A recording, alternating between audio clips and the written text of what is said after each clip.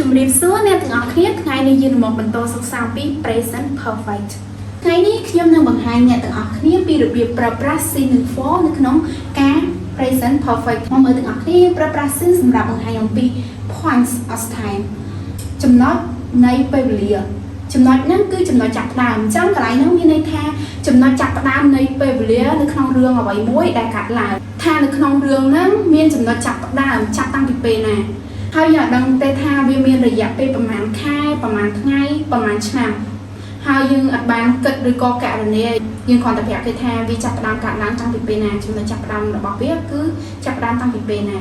តោះមកឧទាហរណ៍ដើម្បីឲ្យកាន់ច្បាស់ឧទាហរណ៍ទី1 I have studied English with សក់ងៀម since 2020 ខ្ញុំបានសិក្សាភាសាអង់គ្លេសជាមួយនឹងសក់ងៀមចាប់តាំងពីឆ្នាំ2020កន្លែងនោះមានន័យថាចាប់តាំងពីឆ្នាំ2020គឺជាចំណុចចាប់ផ្ដើមនៃពេលវេលាឬក៏ជាឆ្នាំដំបូងដែលខ្ញុំបានចាប់ផ្ដើមសិក្សាភាសាអង់គ្លេសជាមួយសក់ងៀមខ្ញុំបាន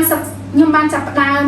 សិក្សាជាមួយគាត់ហ្នឹងគឺចំណុចដំបូងចំណុចចាប់ផ្ដើមដំបូងហ្នឹងគឺចាប់តាំងពីឆ្នាំ2020ឧទាហរណ៍ទី2 I have not seen him since last week ខ្ញុំមិនបានឃើញគាត់ចាប់តាំងពីសប្តាហ៍មុនកន្លែងហ្នឹងមានន័យថាចាប់តាំងពីសប្តាហ៍មុនរហូតមកដល់ឥឡូវគឺខ្ញុំមិនបានឃើញគាត់ទេអញ្ចឹងចំណុចចាប់ផ្ដើមនៃពេលវេលាចំណុចចាប់ផ្ដើមដែលខ្ញុំមិនបានឃើញគាត់ហ្នឹងគឺចាប់តាំងពីសប្តាហ៍មុនហើយអ្នកទាំងអស់គ្នាមើលកន្លែងនេះ since yesterday since 7 o'clock since Monday since July since 2010 អញ្ចឹងពាក្យឬក៏ clear ទាំងអស់នេះគឺគេហៅថាចំណុចចាប់ផ្ដើមនៃពេលវេលាអញ្ចឹងអ្នកទាំងអស់គ្នានៅក្នុងការ present perfect ឲ្យតែយើងប្រើចំណុចចាប់ផ្ដើមនៃពេលវេលាគឺយើងប្រើប្រាស់ sin សម្រាប់ for យើងប្រើប្រាស់ for សម្រាប់បង្ហាញអំពី period of time រយៈពេលនៃពេលវេលាកន្លែងនោះមានន័យថាចំនួនឬក៏រយៈពេលនៃពេលវេលានៅក្នុងរឿងអ្វីមួយដែលកើតឡើងដែលយើងប្រាប់គេថាវាមានរយៈពេលប្រហែលខែប្រហែលឆ្នាំមានចំនួនប្រហែលថ្ងៃតោះមកមើលឧទាហរណ៍ទី1 I have studied English with សក់ងៀម for 3 years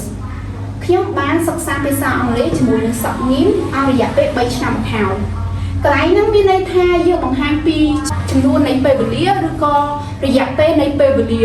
ដែលខ្ញុំបានសិក្សាភាសាអង់គ្លេសជាមួយសក់ងៀមសួរថាខ្ញុំបានសិក្សាជាមួយសក់ងៀមហ្នឹងអស់រយៈពេលប្រហែលហើយគឺអស់រយៈពេល3ឆ្នាំហើយអញ្ចឹងបង្ហាញពីចំនួនឆ្នាំ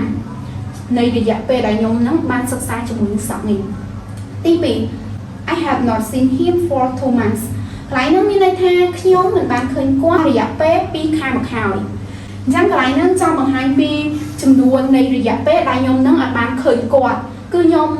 អត់បានឃើញគាត់អស់រយៈពេល2សប្តាហ៍មកហើយយើងប្រើប្រាស់ for ជាមួយនឹង for 5 days for 2 centuries for 2 hours for 10 minutes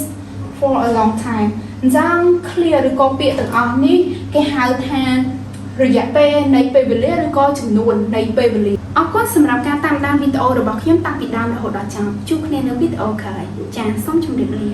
ជំរាបសួរមេដាបេដាសិស្សជាទីគោរពសេវាកម្មបង្រៀនតាមផ្ទះ Cambodia មានទទួលបង្រៀនគ្រប់កម្រិតគ្រប់ភាសា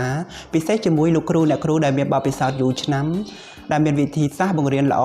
លោកគ្រូអ្នកគ្រូមានគោលភាសាច្បាស់លាស់មួយវិញទៀតគោលដៅសំខាន់របស់សាលាគឺជួយឲ្យសិស្សដែលគាត់រៀនខ្សោយឲ្យទាន់កម្មវិធីសាលាក្នុងនោះយើងទទួលបង្រៀនលើមុខវិជ្ជាដូចជាគណិតវិទ្យារូបវិទ្យាគីមីវិទ្យាជីវវិទ្យាភាសាខ្មែរភាសាចិនអង់គ្លេសភាសាថៃជប៉ុនភាសាបារាំងភាសាកូរ៉េនិងកុំព្យូទ័រសម្រាប់លេខទំនាក់ទំនង061 70 4334 096 30 19 832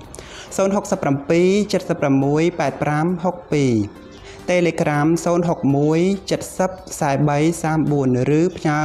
សារមកពេកផ្ទាល់ក៏បានអរគុណអាណាព្យាបាលសិស្សដែលតែងតែគាំទ្រសេវាកម្មបង្រៀនតាមផ្ទះ Cambodia កន្លងយើងសង្ឃឹមយ៉ាងមុតមាំថាការខិតខំរបស់យើងជាផ្នែកដ៏តូចមួយជួយឲ្យកូនៗរបស់លោកអ្នកក្លាយជាយុវជនមានសមត្ថភាពពេញលេញ